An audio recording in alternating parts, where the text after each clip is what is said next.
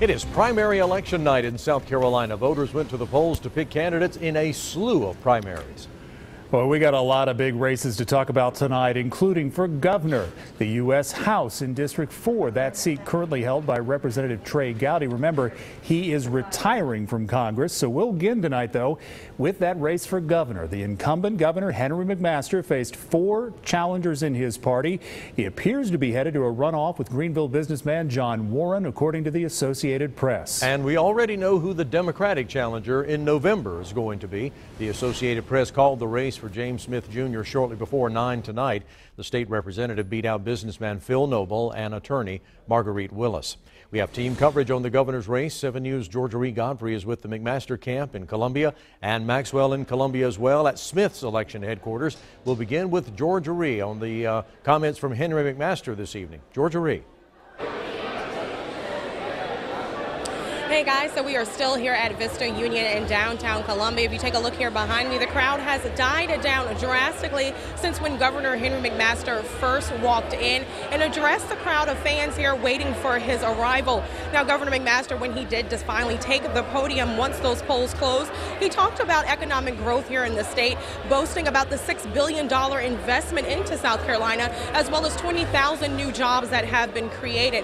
Governor McMaster also talked about his prior experience in law enforcement as well as politics. In fact, during his campaign, he stressed the importance of the security of the state, focusing on having those school resource officers in South Carolina. Take a listen to what he said as far as how law enforcement is important when it comes to this race.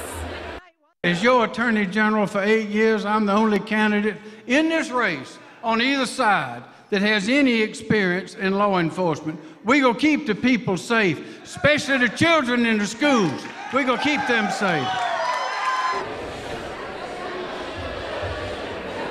Now, that primary will take place on June 26th between Governor Henry McMaster and Greenville businessman John Warren. McMaster saying he hopes the voters keep up their energy and support over the next 2 weeks. He's hoping to secure that place on that November ballot. Live in Columbia, Georgia Ree Godfrey, 7 News. Georgia Ree, thank you. Political outsider, Greenville businessman John Warren entered the Republican race for governor only in February. Now he's forced the incumbent into a runoff. Yeah, Warren invested a lot of his own money, millions of dollars into that campaign. It appears to have paid off. Our 7 News anchor Diane Lee joins us now from his election headquarters here in Greenville. Diane. Yeah, well, Gordon and Tom, the party here at the Warren camp is definitely winding down right now. And while the candidate cannot call himself governor tonight, it certainly was a victory for him. As you mentioned, he had entered the race only around Valentine's Day, which was far later than most of the candidates. And just 2 months ago, he was only showing about 1% in the polls as far as voter support. But my, what a surge it has been. We talked to him one-on-one after he found out the results.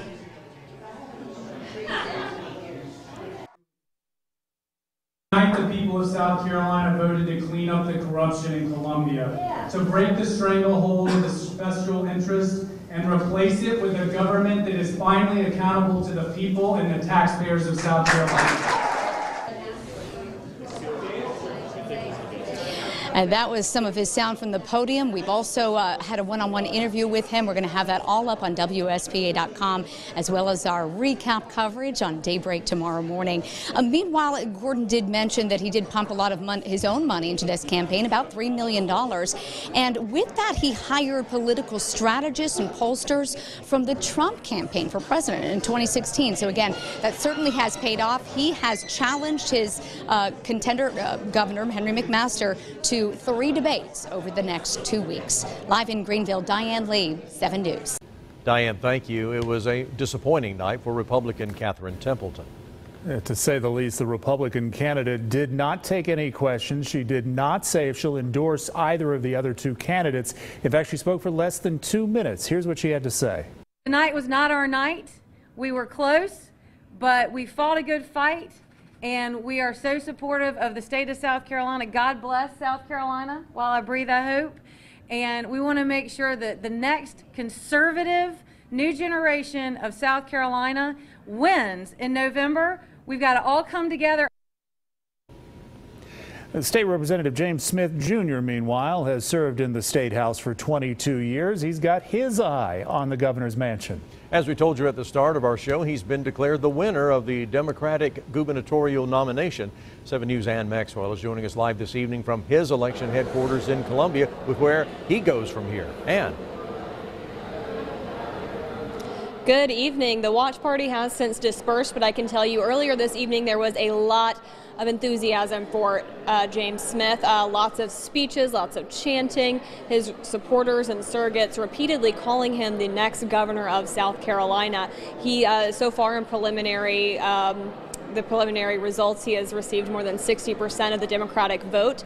That means he is going to be on the ballot this November, facing off against a Republican candidate, whether that's incumbent Henry McMaster or John Warren. Earlier tonight, there were probably around at least 100 people at his viewing party. Smith is an attorney and a combat veteran. He represents the Columbia area in the State House of Representatives, so this area is his home base. I spoke with some of his supporters about how they're feeling tonight. They said hopeful. I asked if they feel like he can win since South Carolina has been a red state for so many years. They say they think he can. They think they have faith in him. However, when you look at the primary numbers for the Democrats versus Republicans in this gubernatorial race, the Republicans have about 75,000 more people participating. Reporting live in Columbia, Ann Maxwell, 7 News.